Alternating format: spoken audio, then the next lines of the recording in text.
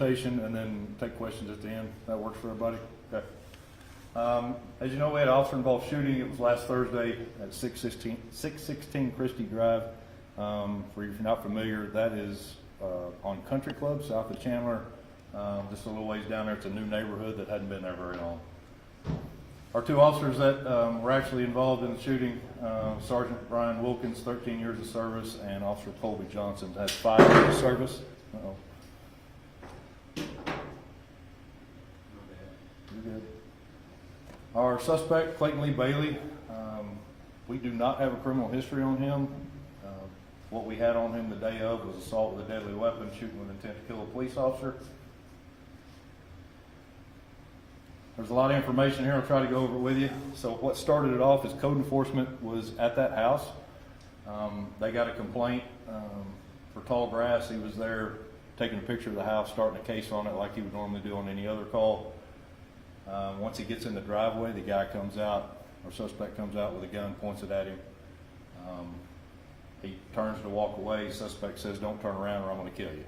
He gets in the car, drives around the corner. He has a radio that he can talk to us with, so he gets on the radio and tells us all that. Officer Cochran's the first one to arrive on the scene. He talks to the code enforcement officer. He describes the weapon as an AR-style weapon with a drum magazine. We start setting up a perimeter around the house. Like we do, trying to figure out what house it is for sure, so we get him contained in the house. The lieutenant on scene makes contact with him by phone. He states he's highly irate, claimed he's previously been raped by the Muskogee Police Department, and refuses to come out. We don't have any previous history with him, so we don't even know what any contact we've had that he would claim that. Lieutenant Bycroft calls for a negotiator. Sergeant Hamill was working, so he was there pretty quick. Hearing all this on the radio, I had the Bearcat ready to go, and I started it that way, our armored vehicle.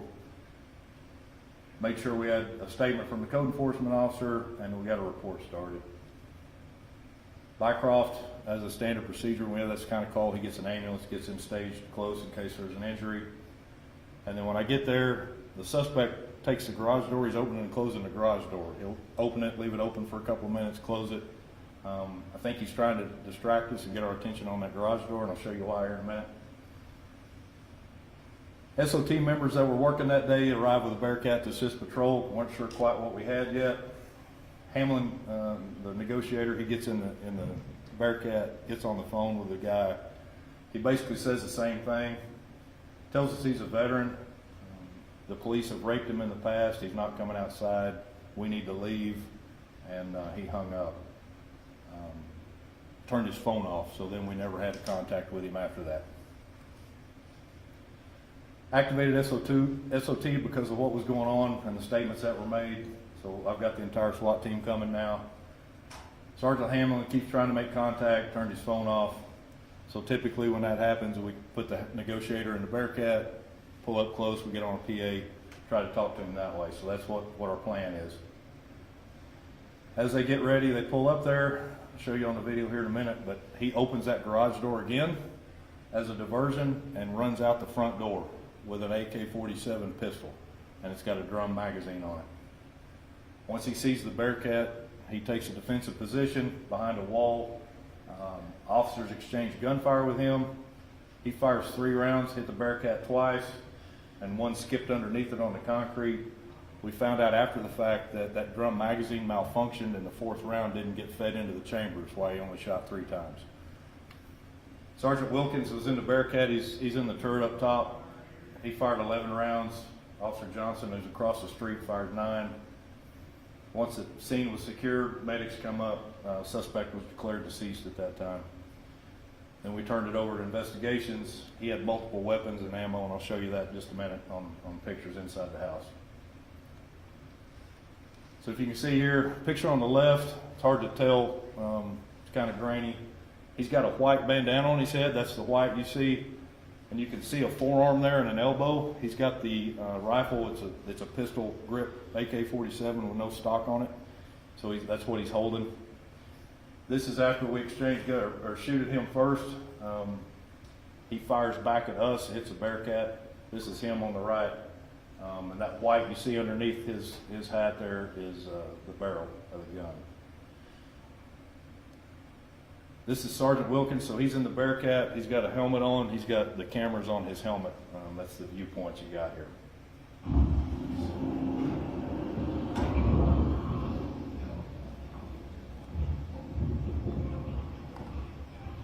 Doors open, doors open.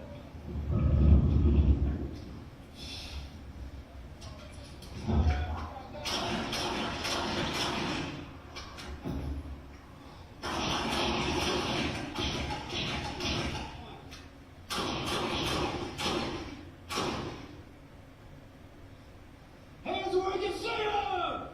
Hands where we can see them!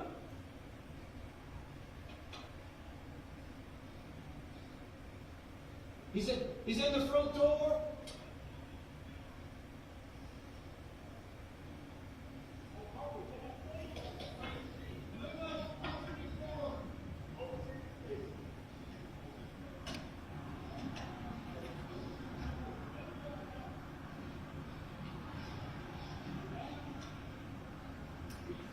Yeah, I see him. I got eyes on. So from across the street, if you're looking out the front door here, coming at us to your left, to the suspect's right, is where Officer Johnson was. This is his camera view. And as you get to the corner here, you'll see the front door. This is the house to the right in the view of the camera. Okay.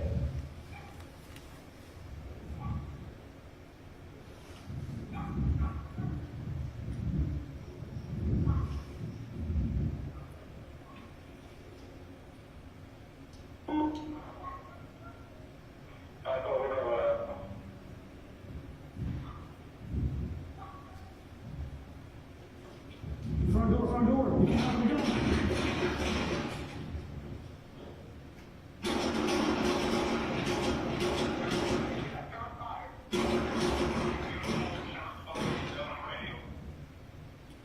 He's at the front door. He's at the front door on the ground. On the front door on the ground.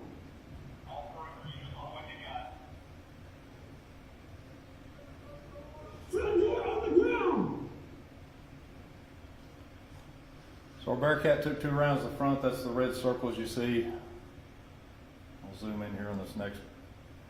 He's shooting AKs, which is 7.62. It's a bigger caliber bullet than what we have in our rifles.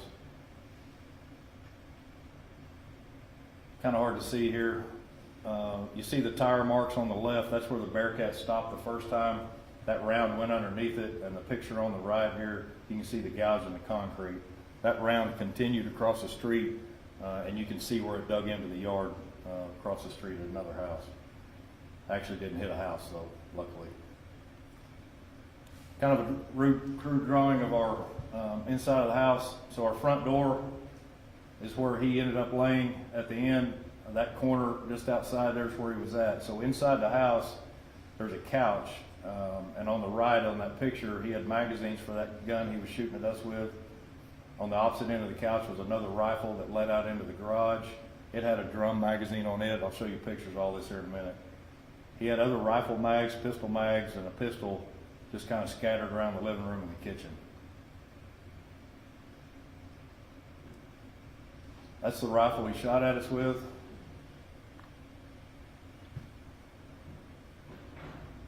So it's got it looks like it's got a flashlight on it. It's actually a green laser.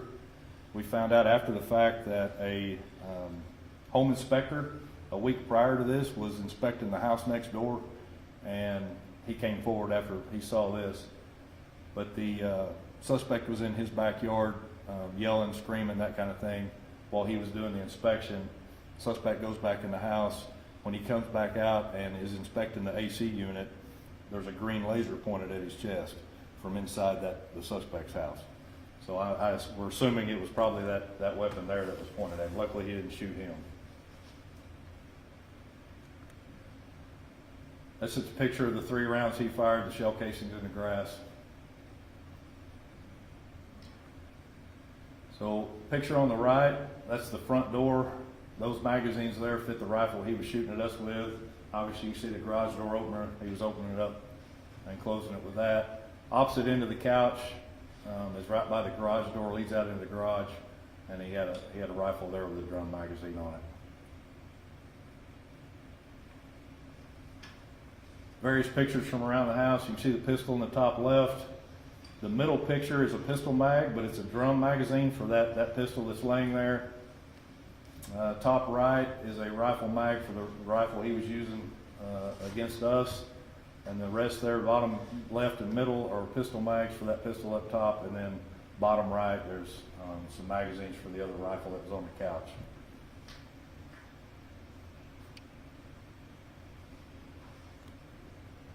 As we always go through at the end of these, Granby Connor, which is what we use for use of force, severity of the crime.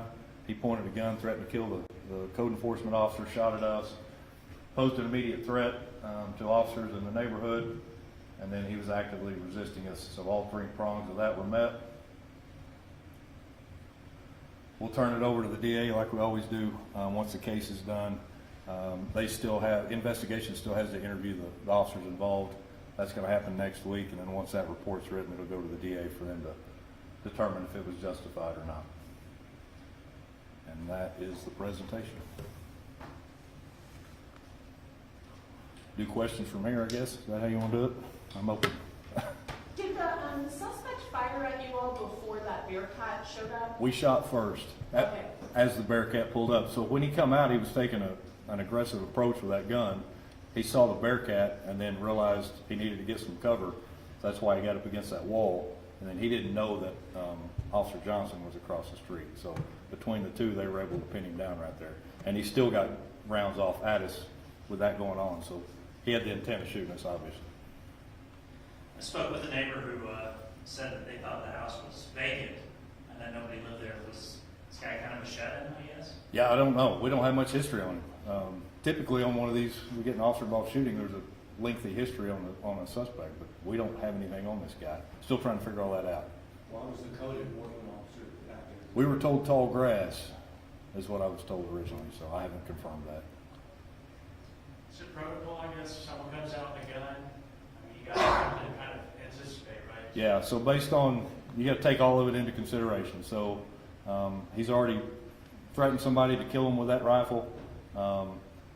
The key phrases he said at the beginning when we were on the phone with him, he's a veteran, and that's not why we shot him, but he obviously knows tactics and knows weaponry. Told us that he was going to stand his ground, wasn't going to come out, making comments that we'd raped him in the past.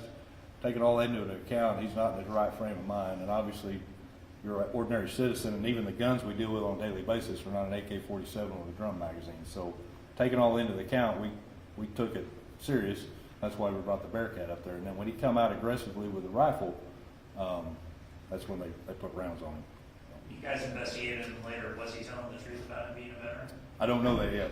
We're still trying to figure that out. His mother says he was, but we haven't seen that actually on paper. Was he a homeowner or just a tenant? I don't know that either. Yeah.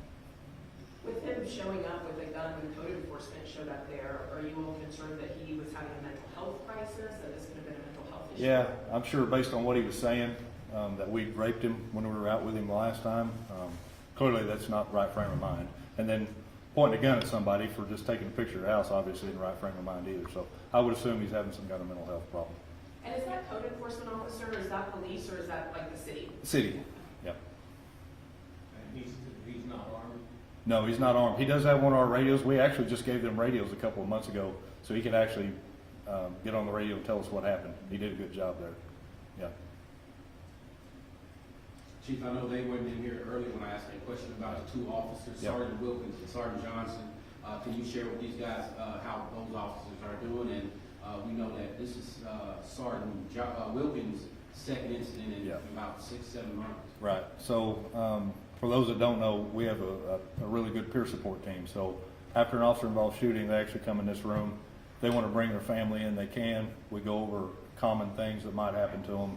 You know, psychologically, no sleep, might sleep too much, might not eat, you might eat too much, you know, all that kind of things that could happen. Tell their wives or spouses or whoever they bring that these are things to watch for because they're not going to be paying attention to that themselves. We assign a peer to them and we assign a wife to the spouse or family member. That way they've got some help too. And then we let them view the video first with the family if they want to. Then we do what we're doing here today. we have a mental health professional, a clinician that will reach out to them and has them in their office pretty quick. And then they check on them several times through the first 30 days, because it takes about 30 days for PTSD to kick in if it's going to, so we keep the track on that, make sure that they're okay there. And then the rest of the process, we have a use of force review board. We take them to the range and let them shoot again. DA's got to clear them. It's kind of there's multiple things going on at the time, but. So they're not immediately put back out there? No, and no. yeah. So once everything is done, which is 4 or 6 weeks, depending on what's going on, usually, maybe a couple of months. Once everything is cleared and there's nothing hanging over their head, we let them take another couple of weeks. That way they can just relax without having to worry about anything, and then we let them come back when they're ready. But so far, they're doing good, so, yeah. If I could ask Chief T. Sure. Just briefly explain how much You want over training here?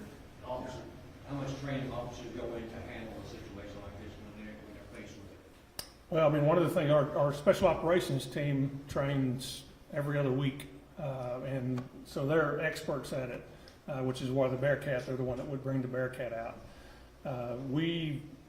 Our department has worked to make sure our training is top notch. So our officers, they have different courses they can go to on a monthly basis with regards to firearms and tactics. So they're well trained. And Chief, earlier we also talked about, you guys don't have like a mental health person, but your negotiations guy, he does all of that. It's all encompassed in what he does. Like if somebody's having a mental health, he's also trained to talk them out or talk them down. Right, and that's kind of what they talked about earlier when they was talking about there was just something different with the way he was talking. And it's one of those things that as an officer, you have that gut feeling that something's not right here. So that's something that obviously our guys are looking for as well. And part of that training. Correct. Anything else? All right. Both of you gentlemen, the same spell your names? My name is Johnny Teehee, JOHNNY TEEHEE, and I'm the police chief. Chad Farmer, CHADFARMER, and I'm Deputy Chief of Police. All good? Thank you, folks. All right, thank y'all.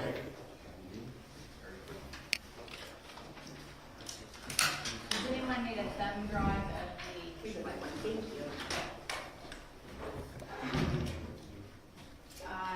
Let me see if I have an extra, because I got the bill email.